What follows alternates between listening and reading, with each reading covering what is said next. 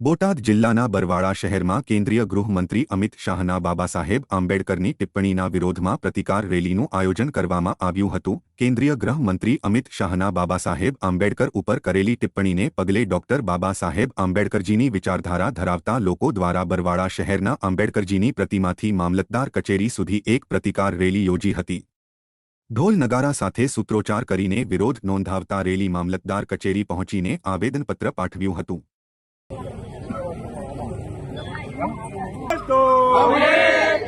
आवाज दो जय भीम जय भीम अमर कर अमर कर जब तक सूरज चांद रहेगा बाबा तेरा नाम रहेगा, जब तक सूरज चांद रहेगा बाबा तेरा, जब तक सूरज चांद रहेगा बाबा तेरा नाम रहेगा, जब तक सूरज चांद रहेगा बाबा तेरा बोलो मेरे भैया मेरी बहनों छातीबाज पे छातीबाज पे भेदभाव पे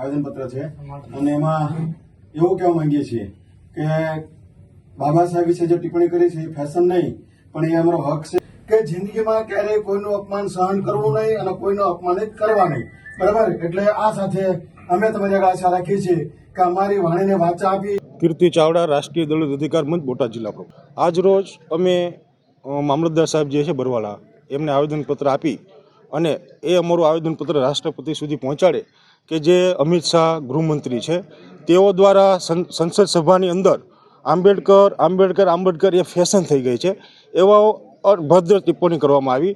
તો અમે એને કહેવા માંગીએ છીએ કે આંબેડકર જે તમે કહેવા માંગો છો એ અમારી ફેશન નથી પણ અમારી પેશન છે। બાબા સાહેબ આંબેડકર અમારો આત્મા છે, અમારો ભગવાન છે।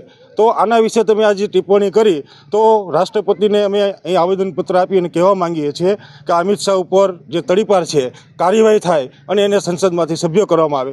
પિયુષ મુંદવા, સામાજિક કાર્યકર। આજના કાર્યક્રમની રૂપરેખામાં બાબા સાહેબ, ડૉક્ટર બાબા સાહેબના એક વક્તવ્યની અંદર અપમાનજનક શબ્દ વાપરી બાબા સાહેબનું અપમાન કરેલું હોય તેના અનુસંધાને સમસ્ત બોટાદ જિલ્લા અનુસૂચિત જાતિ વિભાગ દ્વારા મામલતદાર કચેરી બરવાળાને આવેદનપત્ર આવવાનું અમે નક્કી કર્યું છે, જેના અનુસંધાને સમસ્ત સમાજ એકત્રિત થઈને એક સાથે સંગઠિત થઈને આજે અમે આવેદનપત્ર આપવાનો કાર્યક્રમ આપી રહ્યા છીએ।